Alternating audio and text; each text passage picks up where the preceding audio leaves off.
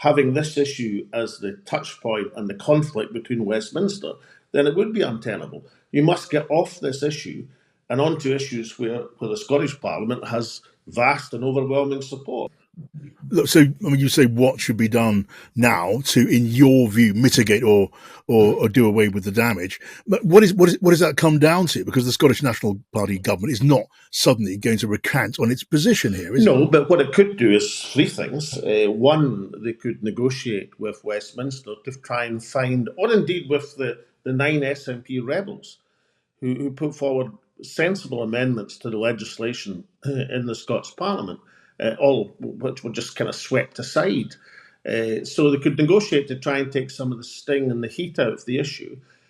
Secondly, we have a process which I introduced in Scotland called citizens' assemblies, where you take difficult, controversial, conscious issues and you give them to discussion over a long period to a group of citizens who come up with recommendations. And we devised that process precisely for issues such as this. I mean, I'm the first minister who introduced equal marriage in Scotland, which at that time was controversial, much less so now. But in the process of the introduction, we didn't have a citizens' assembly, but we were willing to take on board people's concerns and other points of view.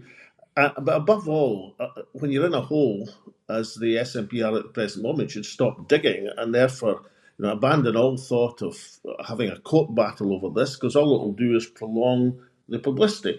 And the difficulty, I think, the publicity is exemplified by Nicola Sturgeon's own performance. I mean, Nicola's one of the most gifted communicators in politics. But on this issue, in trying to defend self-identification, she's been reduced to stumbling incoherence. And a nationalist leader in Scotland, can have many things said about them by Westminster, but when you get to the stage that people are starting to laugh at you, then that is the stage at which you should realise you're trying to defend the indefensible. I mean, what's indefensible is not a change in people's gender. I mean, not even to make gender recognition easier and perhaps more humane than it is at the present moment.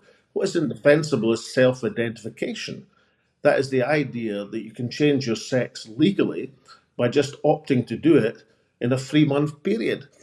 And given the judgment in the Scottish courts in December, where Lady Haldane said that means you could change your sex for all legal purposes, if you are past that, then it makes it impossible to defend hard-won rights like single-sex spaces for women, things that the feminist movement have strove and fought for and were enshrined in the Equalities Act. You come up against an inevitable conflict where ideology dissolves into dust when it's faced with reality.